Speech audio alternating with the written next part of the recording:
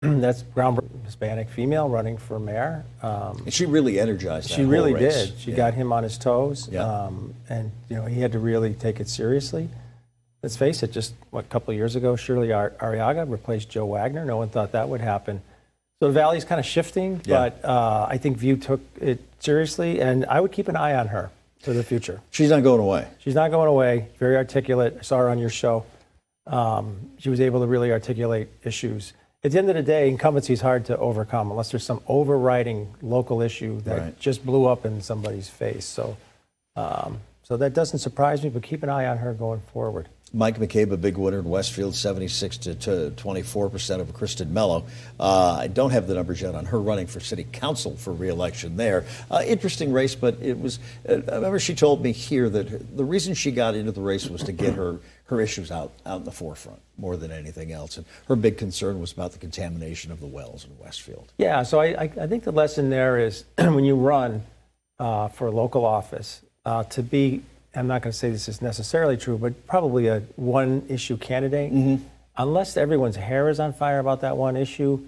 One issue in one race. Yeah, That's the other part. I mean, exactly, and also on the ballot for her seat. So it's like, well, let's keep her there, but do we have to? So yeah, I mean, be careful when you're running on just one particular issue, unless of course it's like something like crime, right, or corruption or something. So. The big issue in Springfield, we just mentioned quickly that Chris Johnson is leading Cece Calabrese in Agawam with about a third of the vote counted. But in Springfield, a third of the vote counted. Dom Sarno has a very slim lead, about, what are we looking at here? A little over 100 votes. Wow. Wow. So what I'm going to say is, without looking at it, if you have a third of the city in, that means it's probably not just embedded in a few wards. Right? So it's not wards 4 or 5 where a larger population of people of color, although the population of people of color who are voters in Springfield is dramatically changing.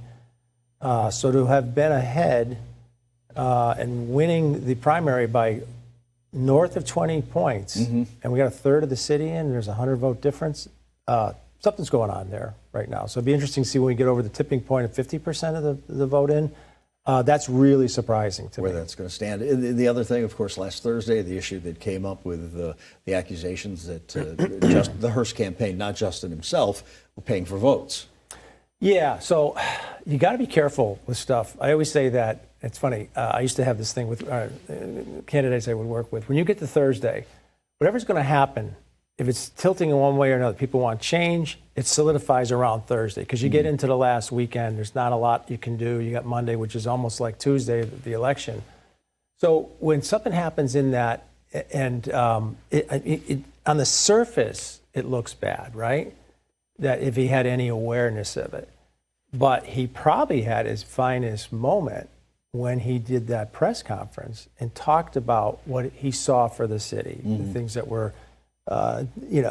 the incumbent had been there too long and that kind of stuff. He diverted the attention away from the problem. And so you could see I said at the time, this isn't necessarily a slam dunk against Hearst, because you kind of have the city hall machine, and you have a mayor that's been there a long time, who is well liked, by the way. Yeah. Some people could want change and say, you know what, that doesn't bother me. These other things I see in the city do bother me. So sometimes that stuff can boomerang, and it's always, you got to be very careful because, they use the cameras. Obviously, Sarno was aware of it. He got his city solicitor to weigh in. You got to be really careful about that stuff. Yeah. And so it's possible that thing could have just kind of, exploded out there, and people said, all right, well, okay, if that's fraud, maybe there's, maybe it's time for a change. We should also mention, too, as we wrap up, that it looks like in East Longmeadow, they have agreed, the voters have agreed to fund 2 new schools, Proposition 2.5. Yeah, that's one brand new school. There were 2 questions. Yeah, one was about the pool. Yeah, did both the pool pass as well? I believe it did. All right, well, that's interesting. So that's a hard bar to cross. Proposition 2.5 overrides. What that tells me, and it's probably no surprise to people listening and watching, that it's becoming more and more of a bedroom community, more families. They're motivated to get out and vote. Typically, younger people who have kids in the school system want better facilities. Older people say, hey, I'm paying for your kid, and In Springfield, for instance, the school budget dwarfs the regular city budget. Sure. So people say no mas. Yes, it's reimbursed by the state, but that reimbursement is coming down. So I give them credit. I give the folks who are in favor of that credit, because that is not an easy thing to do, pass an override. The other thing with that, too, is I know when we had both candidates in from Agawam, they're looking at the possibility of a brand new high school over there. And this could be a good indicator in East Longmeadow what could happen in Agawam if a vote came up. Yeah, I think you'd say for a long time people have been moving out of Springfield, moving to places across the river like Agawam.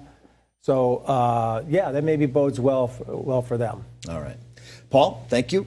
We're going to be back in about 45 minutes. So we should have actually pretty much everything in by then. Not like the old days where we used to wait all night long for our folks in Westfield, and they're one of the first ones in. The good old days. It was all done by paper.